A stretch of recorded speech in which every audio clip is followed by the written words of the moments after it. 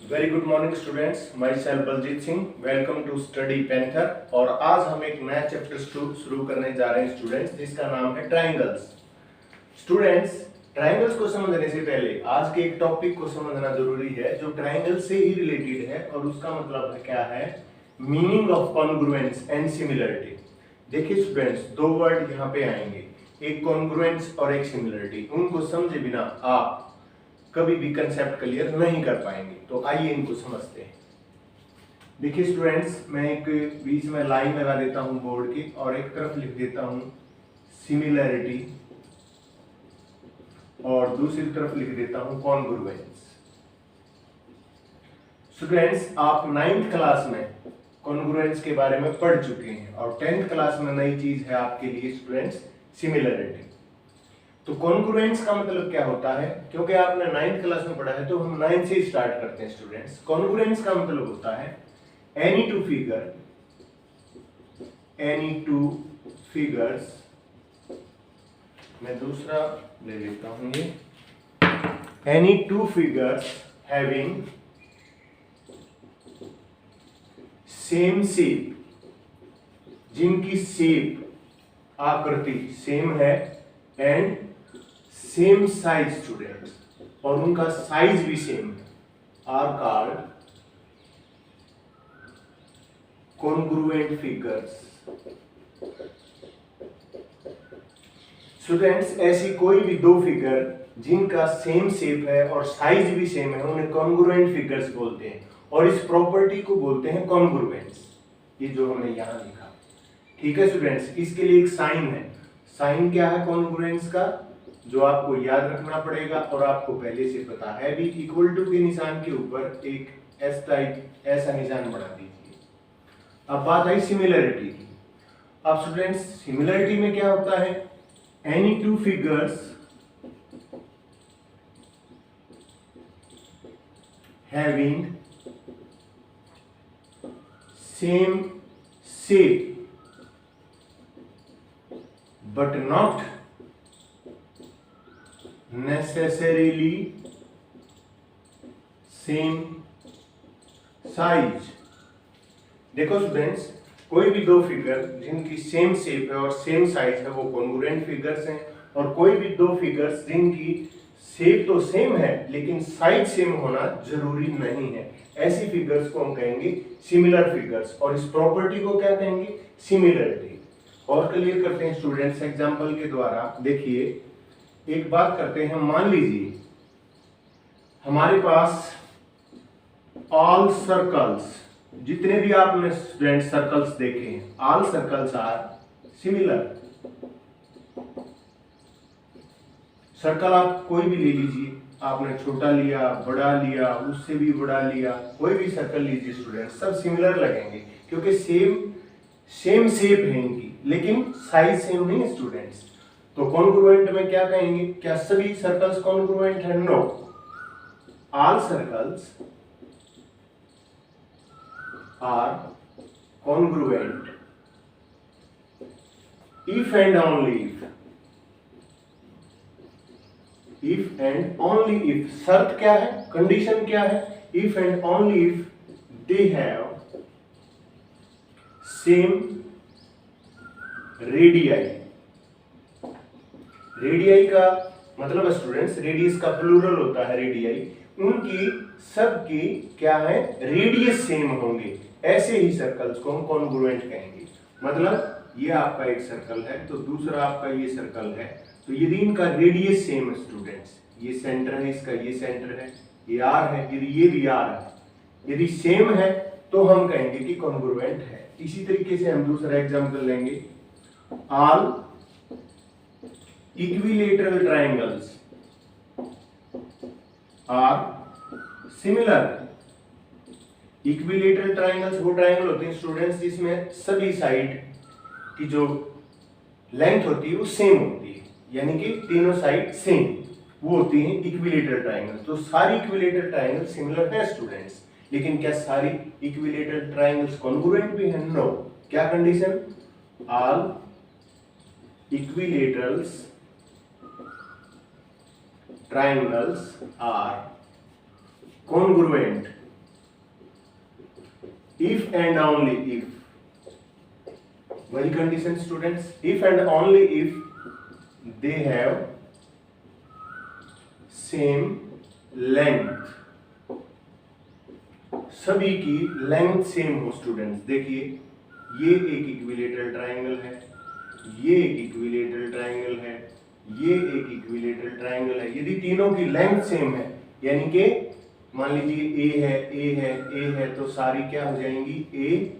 हाँ, अब हम कहेंगे कि ये तीनों क्या है, कॉन्ग्रुएंट है स्टूडेंट्स। लेकिन यहाँ पर हम देखेंगे, मान लीजिए ये आपकी एक इक्विलेटरल ट्रायंगल है स्टूडेंट्स, और ये भी एक इक्विलेटरल ट्रायंगल है। अब ये छोटी है, ये बड़ी है, लेकिन शेप तो सेम है ना। तो आप सर्कल्स के बारे में भी ऐसा कह सकते हैं। ऑल सर्कल्स की बात हो चुकी, हम स्क्वायर्स की बात करेंगे। ऑल स्क्वायर्स क्या है ये, all squares are similar students. देखिए ये आपका एक स्क्वायर है, ये आपका एक स्क्वायर है, ठीक है, ठीक है, ये आपका स्क्वायर है, ये भी आपका स्क्वायर है, ये छोटा है, ये बड़ा है, लेकिन शेप सेम है स्टूडेंट्स। तो सभी स्क्वायर्स जो होते हैं वो सिमिलर होते हैं, लेकिन ऑल स्क्वायर्स आर कॉन्ग्रुएंट। कब? कंडीशन आई डबल एफ कर दिया मैंने। आई डबल एफ का मतलब होता है if and only if they have same, same क्या, साइड। यदि सबकी साइड सेम है, सबकी साइड का माप सेम है, यानी कि यदि एक ये वर्ग है आपका, और मान लीजिए इसकी साइड 5 है, तो दूसरा एक वर्ग और है और इसकी भी 5 है साइड, तो हम कहेंगे ये कॉन्ग्रुएंट है। लेकिन यदि कोई आपका, मान लीजिए एक और मैं ले लेता हूं बड़ा, ये आपका एक और स्क्वायर है, मान लीजिए इसकी साइड 6 है, तो ये और ये कॉन्ग्रुएंट नहीं है, ये और ये है। यानी कि कंडीशन क्या है कि सेम होना चाहिए। क्या सेम होना चाहिए? साइज भी सेम होना चाहिए। सॉरी। तो सिमिलरिटी का मतलब है कोई भी दो फिगर जिनमें शेप सेम है लेकिन साइज सेम नहीं है। कॉन्ग्रुएंस का मतलब ये है कोई भी दो फिगर्स जिनका शेप भी सेम है और साइज भी सेम है स्टूडेंट्स। अब एक दो एग्जांपल और करते हैं स्टूडेंट्स। मान लीजिए यहाँ जगह बना देता हूँ मैं। मान लीजिए मेरे पास एक रोम्बस है स्टूडेंट्स। रोम्बस का मतलब होता है ऐसी क्वाड्रिलेटरल जिसकी चारों साइड सेम होती हैं। ये एक रोम्बस है मेरे पास, ठीक है। और इधर एक स्क्वायर है स्टूडेंट्स मेरे पास, और इसकी साइड भी 4 सेंटीमीटर है और इसकी भी 4 सेंटीमीटर है। क्योंकि आपको पता है रोम्बस की भी हर साइड सेम होती है और स्क्वायर की भी स्टूडेंट्स। तो आपको क्या लगता है स्टूडेंट्स, आप क्या कहेंगे, क्या ये दोनों फिगर कॉन्ग्रुएंट हैं? अब कॉन्ग्रुएंट होने के लिए क्या जरूरी स्टूडेंट्स? साइज भी सेम और शेप भी सेम। तो शेप यहां तो देखिए ये एंगल 90 से कम है, ये 90 के एंगल है, तो शेप बदल गई, तो हम कहेंगे कॉन्ग्रुएंट नहीं है। स्टूडेंट्स क्या हम कहें, ये जो फिगर है क्या ये सिमिलर है? अब देखिए यहाँ साइज तो सेम नजर आ रहा है, 4 सेंटीमीटर है सारी, लेकिन शेप देखो स्टूडेंट्स, यहाँ ऐसे खड़ी है शेप, यहाँ ऐसे तिरछी है, तो हम क्या कहेंगे, ये सिमिलर नहीं है, नॉट सिमिलर, ठीक है, और नॉट कॉन्ग्रुएंट। ना ही ये सिमिलर है स्टूडेंट्स और ना ही ये कॉन्ग्रुएंट है। एक बात और देखिए स्टूडेंट्स, कॉन्ग्रुएंस की जो प्रॉपर्टी है, यदि दो फिगर्स कॉन्ग्रुएंट है तो देखिए उनमें कॉन्ग्रुएंस होने के लिए क्या दो बातें आई, दो कंडीशन क्या थी? नंबर 1 सेम शेप और दूसरी सेम साइज। अब देखो स्टूडेंट्स, सेम शेप होते ही वो सिमिलर तो हो ही गई, यानी कि कोई भी दो फिगर यदि कॉन्ग्रुएंट है तो वो सिमिलर होंगी, लेकिन सिमिलर है वो कॉन्ग्रुएंट हो ये जरूरी नहीं है। आप इसे याद कर ले, मैं इसको मिटा के लिखता हूं, ये बहुत ही जरूरी चीज है